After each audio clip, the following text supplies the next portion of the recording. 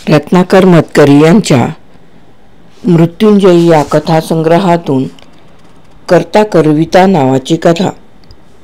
मध्यरात्रीचा सुमार होता। शेजारच्या खोलीतून सगुनीच्या हाका आल्या, अहो अहो बघा तरा। मला चांगली गाढ झोप लागली होती, त्यामुळे आधी पटकन जागच येईना। मग झोपेतच सगुणाच्या घाबऱ्या हाका ऐकू येत आहेत असं वाटलं। अशा हाकांची मला सवय होती। सगुणा माझी बायको, पण आम्ही वेगवेगळ्या खोल्यांत झोपत असू। डॉक्टर म्हणाले होते की तेच बरं, कारण सगुणाला होता दम्याचा त्रास। वाटेल तेव्हा धाप लागल्यासारखं व्हायचं। तेव्हा नवरा बायकोचे संबंध आम्हीच संपवले होते। मात्र तिचा जीव दम्यानं फार घाबरा व्हायला लागला की ती मला भिवून हाका मारायची। मला वाटलं आजही तसंच काहीतरी होतंय। एव्हाना मला पुरती जाग आली होती। सगुणीच्या घाबऱ्या स्वरातल्या हाका स्पष्ट ऐकू येत होत्या। अहो बघा तरी काय चाललंय ते। बाहेर लोकांचा गोंगाट कानावर येतच होता। मी झटकन उठलो आणि गॅलरीत आलो। बाहेर टिपूर चांदणं पडलं होतं। त्या चांदण्यात जे दृश्य नजरेला पडलं ते भयंकरच होतं। एक 13-14 वर्षांचा कोवळा पोरगा धावत येत होता। चेहरा भयंकर घाबरलेला, अंगात गंजी फ्रॉक आणि अर्धी चड्डी, दोन्ही रक्तानं माखलेली, जशा काही रक्ताच्या पिचकाऱ्या उडाल्यात। त्या पोराच्या मागे लागलेली बरीच माणसं ओरडत हलकल्लोळ करीत तो पोरगा त्यांना चुकवण्यासाठी जीवाचा आकांत करीत पळत असलेला। एवढ्यात त्या पोरानं मुसंडी मारली आणि समोरच्याच एका घराच्या मागल्या काळोखात तो दिसेनासा झाला। एवढ्या सगळ्या माणसांना चुकवून समोर 5-7 घरांची वस्ती होती। पडकी झडकी बैठी घरं, त्यातच केळीची झाडं लावलेली, कुठं एक पपईचं झाड, एक विहीर। या सगळ्या गर्दीत तो कुठं गेला कोण जाणे, पण जाऊन लपला। मी चपला घातल्या आणि जिना उतरून खाली आलो। एव्हाना गाव गोळा व्हायला सुरुवात झाली होती। 2 कुत्री अचानक झोपेतनं जागी झाल्यासारखी मध्येच उठून मोठमोठ्याने भुंकायला लागली होती। खाली येऊन पाहतो तो त्या पोराला कुणीतरी घरापाठीमागून हुडकून काढलं होतं। 2-4 त्याचं बखोटं पकडून त्याला बाहेर रस्त्यावर आणलं आणि मग ते सगळे त्याला यथेच्छ बुकलू लागले। ते पोर धुळीच्या रस्त्यात पडून किंचाळत राहिलं आणि जो तो त्याच्यावर आपला हात चालवून घेऊ लागला। गालावर, नाकावर, पोटात, पाठीत सटासट बुक्के बसू लागले आणि त्याची शुद्ध हरपायची वेळ आली। तो एकटा कोवळा पोरगा आणि हे सगळे एवढे थोरले बापे, कठीणच होतं। पण मी मध्ये घुसलो आणि त्याला पाठीशी घातलं। मला पाहून लोक बाजूला झाले। लहान गावात माझ्यासारख्या वकिलाला कोण मान? मी म्हटलं, अरे मरेल तो, किती मारताय, मारायलाच हवा। कोणीतरी म्हणालं, तुम्हाला वकील साहेब माहीत नाही त्यानं काय केलंय ते? काय केलं? खून केलाय, स्वतःच्या आईचा। 2-4 एकदम सांगितलं। खून म्हटल्यावर मी देखील चपापलो। कधी केला? आत्ता। कुऱ्हाडीनं मुंडकंच तोडलं या पोरानं। 14 वर्षाच्या। कुऱ्हाड तोलण्या इतका आणि मुंडकं उडवण्या इतका जोर तरी असेल का त्याच्यात? माझा विश्वासच बसेना। मी क्षणभर गप्प झालो। याचा फायदा घेऊन ते लोक त्याला पुन्हा खेचायला पाहू लागले, पण मी त्याच्या गळ्याभोवती दोन्ही हात घालून त्याला गच्च धरून ठेवलं। जरबेचा मोठा आवाज लावून सगळ्यांना ठणकावलं, हे बघा, कुणी त्याला हात लावील तर खबरदार, त्यानं काहीही केलेलं असो। आपल्याला कायदा हातात घ्यायचं काम नाही। आपण पोलिसांना रीतसर तक्रार द्यायला हवी। सगळे क्षणभर चुपचाप झाले। मग आपापसात कुजबुजू लागले। वकील साहेबांचा बरोबर आहे वगैरे म्हणू लागले। मी त्याचा हात धरून त्याला सरळ पोलीस ठाण्यावर घेऊन जाऊ लागलो। बिचाराला चालवत नव्हतं, पाय लटपटत होते. माझ्या जवळून जवळून माझ्या आधारानं तो चालत होता. मी त्याला धरलं होतं म्हणण्यापेक्षा त्यानंच मला धरून ठेवलं होतं. आमच्या पाठीमागून लोक शांतपणे चालू लागले. मी फौजदारांना सारं काही समजावून दिलं. तेही समजूतदारपणाने वागले. तो मुलगा इतका थकला होता की त्याला आजूबाजूला काय चाललंय हेही समजणं कठीण जात होतं. त्याचे डोळे झोपेनं जळावले होते. खाल्लेल्या मारानं बहुधा अंगही दुखत असावं. त्याच्या या परिस्थितीत त्याला आणखी काही विचारून हैराण न करण्याचा शहाणपणा फौजदारांनी दाखवला. शेजारच्या भंडाऱ्याला तशा त्या अपरात्री जाग करून त्यांनी चहा मागवला आणि तो त्या मुलाला पाजला. मग त्याला पाठीमागच्या बारक्याशा खोलीत पाठवून दिलं. मुलगा तिथल्या तिथे जमिनीवर पसरला आणि तत्काळ झोपी गेला. काहीतरी विशेष तमाशा बघायला मिळेल अशा अपेक्षेनं आमच्याबरोबर पोलीस ठाण्यापर्यंत आलेले लोक निरुत्साही होऊन पांगले. सकाळी येतो असं फौजदारांना सांगून मीही तिथून निघालो. बरोबरच्या माणसांना त्या मुलाची माहिती विचारली. मुलाचं नाव होतं वैजनाथ. त्याला म्हणायचे वैजू. वैजूचा खरा बाप पूर्वीच मेला होता. त्याच्या आईनं मग एका वैदूशी पाठ लावला होता. हा माणूस कसली तरी पाळमुळं गोळा करून वैदुगिरी करायचा आणि तीन माणसांचा प्रपंच चालवायचा. लोकांमध्ये कुजबूज होती की वैजूच्या बापाची वैदुगिरी नावापुरतीच होती. खरं म्हणजे जारण मारण करण्यामध्ये त्याचा हातखंडा होता. अर्थात या न बोलायच्या गोष्टी. त्यामुळे कुणी बोट दाखवू शकत नसे एवढंच. पण लोक असंही म्हणायचे की अलीकडेच कधीतरी त्याची करणी त्याच्यावर उलटली आणि तो रक्त ओकून मेला. वैजू मात्र तसा साधासुद्धा मुलगा, घुम्या स्वभावाचा, कुणाला उलट उत्तर न करणारा, कधी कुणावर हात न उगारणारा. आईचा त्याला खूप लळा. अलीकडे बाप गेल्यापासून तर त्याला आईशिवाय दुसरं कुणीच नव्हतं. तेव्हा रात्रंदिवस तो आईबरोबरच असायचा. शाळेत जायचा, पण अभ्यासात फारसं लक्ष नव्हतं. अभ्यासात गती नसली तरी अंगात वांडपणाही नव्हता. मुलगा अगदी सरळ होता आणि आज एकाएकी त्यानं आपली कोपऱ्यातली लाकडं फोडायची कुऱ्हाड घेतली आणि झोपलेल्या आईवर हाणली. रक्ताच्या चिळकांड्या उडाल्या. झोपेतच तिचा प्राण गेला. मुंडकं गडगडत एका बाजूला पडलं. तिची शेवटची किंकाळी ऐकत शेजारच्या खोपटांमधले लोक धावले. पाहतात तर तुटलेलं मुंडकं, अजून तडफडत असलेलं शरीर, बाजूला फेकलेली कुऱ्हाड, वाहत वाहत पायाशी आलेला रक्ताचा लोट आणि त्याचा सुद्धा भान नसलेला वैजू, त्याचे रक्तानं भिजलेले कपडे आणि कुठंतरी हवेत टक लावून पाहणारी नजर. मला या एकंदर प्रकारातून काहीही बोध होत नव्हता. कबूल केल्याप्रमाणे दुसऱ्या दिवशी सकाळी मी पोलीस ठाण्यावर गेलो. फौजदारांना म्हटलं मला त्याला एकट्यालाच भेटू द्या. त्यांनी त्याची खोली उघडून दिली. मी आत गेलो. खोली अगदी छोटी होती. तिथं बसायला काहीच नव्हतं. एका हवालदारानं मला एक स्टूल आणून दिलं. वैजू गुडघे पोटाशी घेऊन जमिनीवर बसून राहिला होता. त्याचा चेहरा निर्विकार होता, पण डाव्या डोळ्याची बाजू मारामुळे सुजून काळी पडली होती. डावा गालही सुजला होता. मुलगा अति केविलवाणा वाटत होता, पण याच मुलानं आईचा निर्दयपणे खून केला होता हे विसरता येत नव्हतं. बापडा जगात निराधार झाला होता, पण आपल्या आधारावर त्यानं आपल्याच हातांनी घाव घातला होता. हेही खरंच. त्याला बोलता करायला मला बराच वेळ लागला.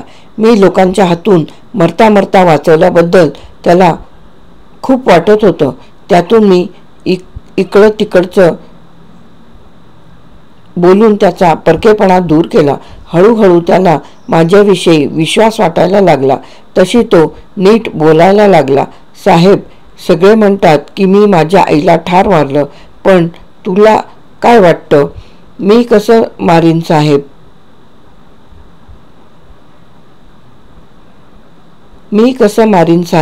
माझी आई मला कशी नको होईल? तिचा माझ्यावर लई जीव होता. मला कधीसुद्धा लोणी लावल्या बिगर भाकर दिली नाही तिनं. आणि तो एकदम रडायला लागला. मी त्याला पहिल्यांदाच रडताना पाहत होतो. थोडा वेळ मी त्याला तसंच रडू दिलं. मग मी शांतपणे विचारलं, पण एवढं होतं तर तू कुऱ्हाड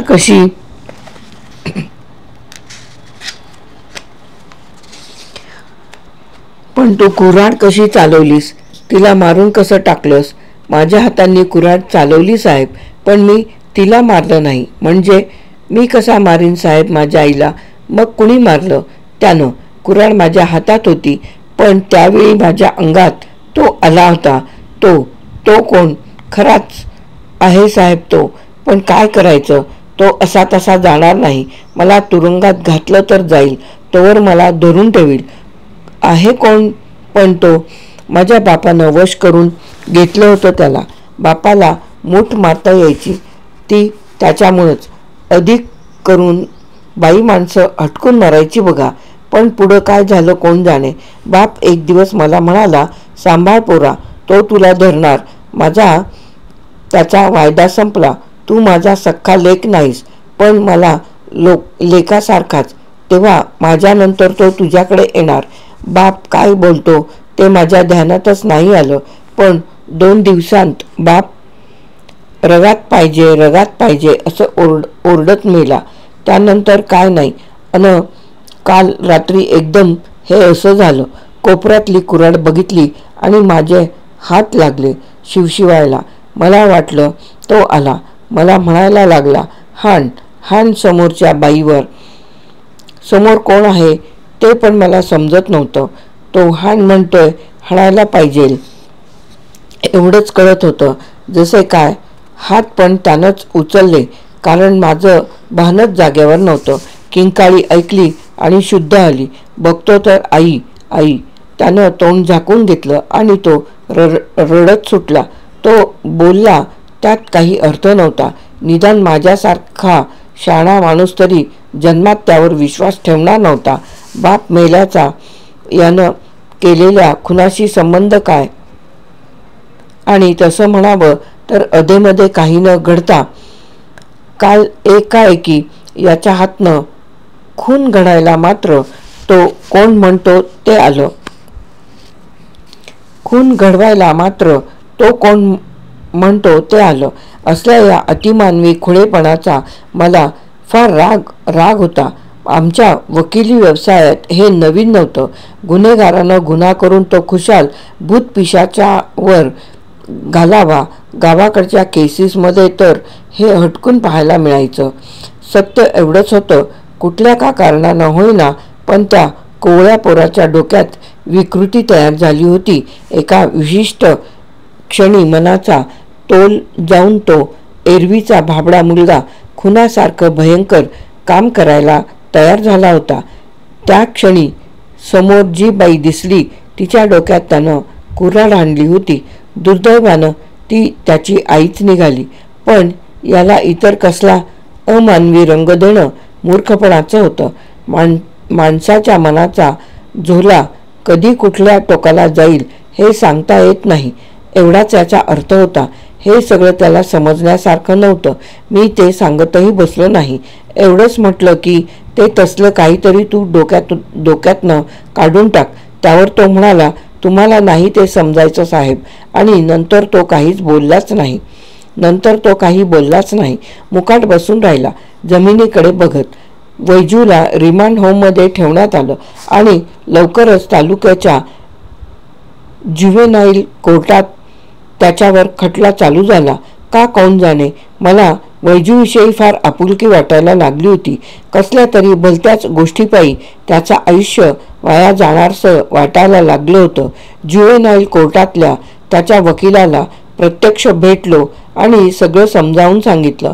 म्हटलं, हा प्रत्यक्ष माझाच मुलगा आहे असं समजा आणि शक्य तितक्या सहानुभूतीनं याची केस चालवा. त्यांनीही बचावाची शर्त केली. वैजूवरचा आरोप अगदी उघडच सिद्ध झालेला होता. पण वकील म्हणाले, ज्या चमत्कारिक परिस्थितीत या मुलानं गुन्हा केला ती पाहिली तर असं दिसतं की त्याचं मन ठिकाणावर नाही. अगदी हलक्या वर्गातला हा मुलगा, घराचं वातावरण फारसं चांगलं नाही, आईनं दुसरं लग्न केलेलं, त्यातून या सावत्र बापाचे पैसा मिळवण्याचे मार्ग चमत्कारिक, नुकतंच त्याला आलेलं मरण, या सगळ्या प्रकारांमुळे या मुलानं स्वतःभोवती एक विचित्र भासांची दुनिया तयार केली आहे. तो गुन्हेगार नाही, या भासांचा बळी आहे. कोर्टानं वैजूचं मन अस्थिर आहे असा संशय व्यक्त केला. वैजू गुन्हेगार ठरायचा नसेल तर त्याचं चित्त ताळ्यावर नाही, त्याच्या डोक्यात बिघाड आहे असं सर्टिफिकेट मिळवायला हवं. कोर्टाचे डॉक्टर माझ्या मैत्रीतले होते, त्यांच्याकडून असं सर्टिफिकेट मिळवणं कठीण नव्हतं. पण एकदा वैजू इस्पितळात गेला असता तर कायमचा वेडा ठरला असता. कदाचित तिथल्या वातावरणानं पुरताच वेडा झाला असता. म्हणून मी कोर्टाला पिटिशन दिलं. म्हटलं, या मुलानं यापूर्वी कसलाही गुन्हा केलेला नाही, पण त्याच्या घरचं वातावरण फार वाईट होतं आणि आता तर त्याला कुणीच राहिलेलं नाही. पण त्याला इस्पितळात पाठवू नका, रिफॉर्मेटरीतही पाठवू नका. त्याला एखाद्या चांगल्या घरात पाठवा, तिथं तो शिकेल, मोठा होईल. नाहीतर वयाच्या 14व्या वर्षीच तो माणसातून उठेल. मला ठाऊक आहे अशा खुनी मुलाला कुटुंबात ठेवून घ्यायला कुणीच तयार होणार नाही. पण मी तयार आहे. मला मूल नाही, होण्याची शक्यता नाही. मला या मुलाची कस्टडी द्यावी.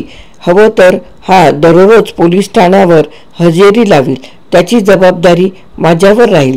पण याला माणसात राहू द्या. आजवर कधी कोर्टानं असा अपवाद केला असेल किंवा नाही मला ठाऊक नाही, पण या खेपेला त्यांनी दया दाखवली. माझं पिटिशन मंजूर केलं. त्यानं रोज पोलीस ठाण्यावर हजेरी लावली पाहिजे असं बंधन घातलं. पण मला त्याचा पालक व्हायची परवानगी दिली. आमच्या घरात कधीच लहान मूल खेळलं नव्हतं, ते शक्यही नव्हतं. पण आता एकदम एक 14 वर्षांचाच मुलगा आम्हाला मिळाला होता. मी त्याचा कायापालट करायचं ठरवलं होतं. मी त्याच्यासाठी नवीन कपडे आणले, नवीन पुस्तकं आणली. त्याला लगेच नवीन शाळेत घालता आलं नसतं, पण त्याला घरीच शिकवायला शिक्षक नेमले. आमच्या मुलासाठी आम्ही जे जे केलं असतं ते सारं त्याच्यासाठी करायला सुरुवात केली. तो देखील आम्हाला आईवडीलच मानायला लागला. आमचं लहानसं काम जरी असलं तरी तो ते धावत पुढं येऊन करायचा. मी त्याला माणसात आणलं याची जाणीव त्याच्या वागण्यात दिसायची. माझ्या आशेला अंकुर फुटायला लागले होते. मध्यरात्रीचा सुमार होता. मला अचानक जाग आली. ती एका दीर्घ किंकाळीनं. डोळे उघडले. बाहेर पौर्णिमेचा चंद्र दिसला. मी आवाजाचा अंदाज घेतला. शेजारच्या खोलीत सगुणा झोपली होती. मग किंकाळी कुणी फोडली? एकदम माझ्या डोक्यात एक भयंकर विचार आला. मी धावतच शेजारच्या खोलीत गेलो. सगुणा गतप्राण होऊन पडली होती.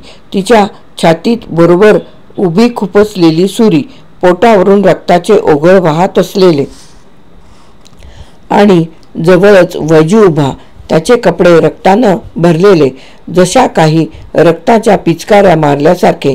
वैजू निर्विकारपणे समोरच्या हवेत टक लावून पाहत होता. मी ओरडलो, वैजू! वैजू भानावर येईना. त्याला गदागदा हलवीत मी ओरडत राहिलो, वैजू! वैजू! तो अचानक भानावर आला. पण समोरचा प्रकार त्याच्या लक्षात यायला थोडा वेळ लागला. लक्षात येता क्षणी मात्र त्यानं एकदम हंबरडा फोडला. त्या मला आईसारख्या होत्या, आईसारख्या. आता वैजूला वाचवायला काहीही मार्ग राहिलेला नव्हता. त्याला पाठीशी घालणं शक्यच नव्हतं. 2 खून केल्यानंतर योगायोगाच्या गोष्टी सांगणं बरोबर नव्हतं. एखाद्या क्षणीच माथं भडकलं असं आता म्हणता आलं नसतं. घरच्या वातावरणाचीही सबब आता शिल्लक नव्हती. वैजूची बाजू तरी कशी घेणार? उलट मीच मूर्ख ठरलो होतो. खुनी मुलाला घरात ठेवून घेतल्याबद्दल माझा प्रयोग माझ्यावरच उलटला होता. वैजूचं वय लहान होतं म्हणूनच नाहीतर तो तत्काळ फासावर चढला असता. इतके त्याचे गुन्हे भयंकर होते. खटला थोडक्यात आटोपला. वैजूला रिफॉर्मेटरीत पाठवण्यात आलं. जाताना वैजू खूप रडला. मला म्हणाला, तुम्ही माझ्या बापासारखे भेटला होता, पण माझ्या नशिबात नव्हतं. मी काहीच बोललो नाही. बोलण्यासारखं होतं काय? त्यानं माझा घात केला. त्या दिवशी मी स्वयंपाकघरात काम करत होतो तेव्हा एकदम आला झटकन आणि पाहतो तर माझ्या हातात सुरी. मला म्हणाला, सुरी खूपच. पलीकडच्या खोलीत बाई माणूस आहे. तिचं रक्त पाहिजे. खरं सांगतो साहेब, त्याच्या पायी म्हणून माझ्या हातनं ते घडलं. नाहीतर मी कसं मारीन आईसाहेबांना? त्या माझ्या आईसारख्याच होत्या. आईसारखाच जीव लावला होता त्यांनी मला. तो ओक्साबोक्शी रडू लागला. मी गप्पच राहिलो. त्याचं सांत्वन करण्यात अर्थ नव्हता, कारण मुळात त्याचं म्हणणं मला अजून पटत नव्हतं. त्याच्या या अतिमानवी गोष्टीत काही खरं नव्हतं. खरं एवढंच होतं की वैजू खुनी होता, खुनी प्रवृत्तीचा होता. बायकांचे खून करण्याची विकृती त्याच्यात होती.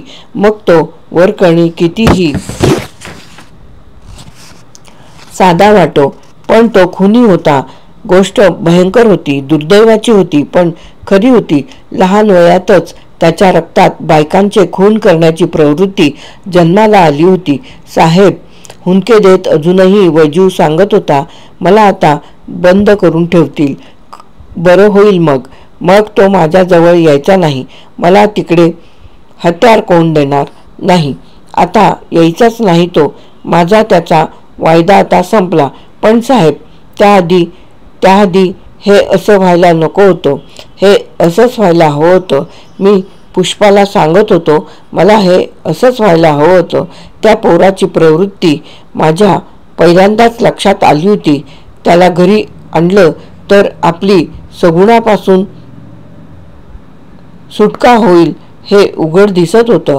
पुष्पा काहीच बोलली नाही. ती नुसती समाधानानं हसली. तिला काय, कुठून तरी आमच्या लग्नाचा अडलेला रस्ता मोकळा झाल्याशी कर्तव्य होतं.